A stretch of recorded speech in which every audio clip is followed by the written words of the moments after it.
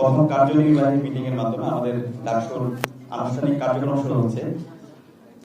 আমরা যারা নির্বাচিত হয়েছি আমরা বারবার বলছি আমরা নেতা না, আমরা সবাই প্রতিনিধি। শিক্ষার্থীদের কাজ হচ্ছে আমাদেরকে প্রশ্ন করা, আর আমাদের কাজ হচ্ছে আমরা যে কমিটমেন্ট গুলো দিয়েছি সেগুলো বাস্তবায়ন করা।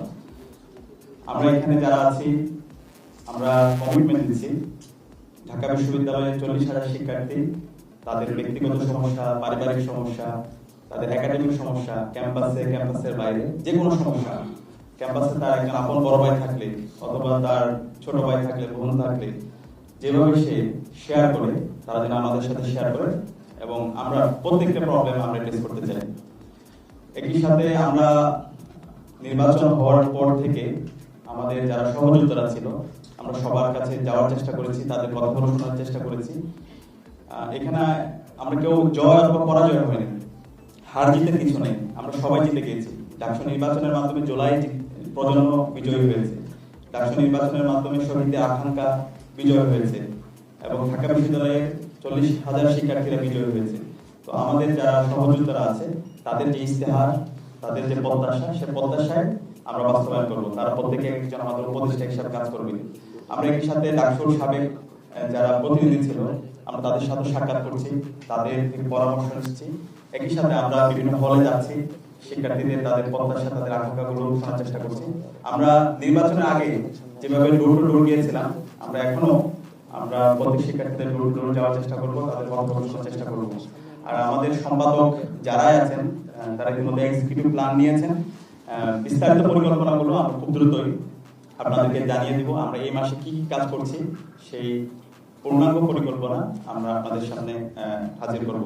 তো সব মিলিয়ে আমরা সবার কাছে দোয়া চাই, সারা দেশের মানুষের কাছে দোয়া চাই, ঢাকা বিশ্ববিদ্যালয়ের শিক্ষার্থীদের কাছে দোয়া চাই।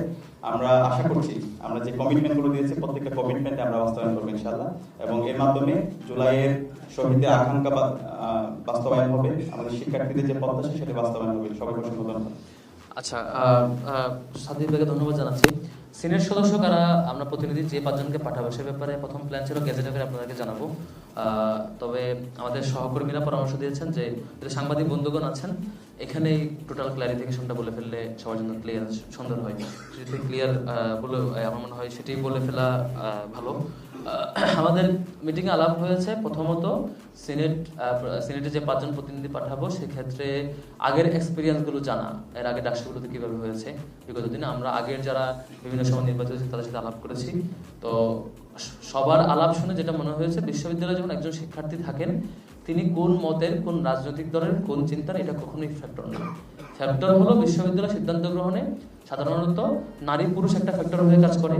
ধরেন যে ছাত্রীদের হলের এক ধরনের কিছু নীতিমালা ফেস করতে হয়, ছাত্র হলে এক ধরনের কিছু, বা ছাত্রীদের কমন রুম এই কেন্দ্রের কিছু বিষয় থাকে, ছেলেদের আবার আলাদা কিছু বিষয় থাকে।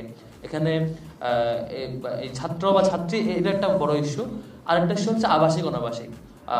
অর্ধেকের মতো শিক্ষার্থী যারা অনাবাসিক, যারা বাইরে থাকেন এবং হচ্ছে বাসে করে আসেন, এরা হল সংসদের ফ্যাসিলিটিসটাও পায় না। এবং মানে বলা চলে শুধুমাত্র ওরা বাসে আসা যাওয়া করে এটাই। আর হলে যারা আবাসিক থাকে তারা হলের একটা হল সংসদের ফ্যাসিলিটিস পায় কথা বলার। এই বিষয়গুলো আমরা বিবেচনায় রেখে আবার যেহেতু 5 জনের একটা লিমিটেশন আছে, 5 জন সংখ্যক প্রতিনিধি আমরা পাঠাতে পারবো, সেখানে টপ 3 অটো থাকছেন বিপিজিএস এজিএস, তাহলে আমার সিলেকশন করার 2 জন মাত্র অপশন।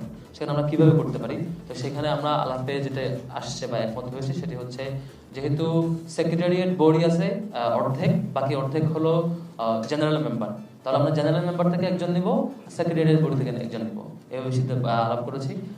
এবং সিদ্ধান্ত হয়েছে জেনারেল মেম্বার যেহেতু সবাই জেনারেল মেম্বার, এখানে কম্পারিজন করা কঠিন, তো যিনি বেশি ভোট পেয়েছেন সবচাইতে বেশি সর্বাধিক তাকেই আমরা সিনেটে প্রতিনিধি হিসেবে পাঠাচ্ছি, তিনি হচ্ছে সাবিকুর নাথ তামান্না। আর হচ্ছে সেক্রেটারিয়েট বডিতে কাকে করা যায় সেক্ষেত্রে আলাপ হয়েছে বাকি 4 জন যেহেতু ঠিক হয়ে গেছে, একজন এমন হওয়া দরকার যে একদম এককভাবে বা সবকিছুতে অনাবাসী শিক্ষার্থীদের প্রবলেমগুলোর জন্য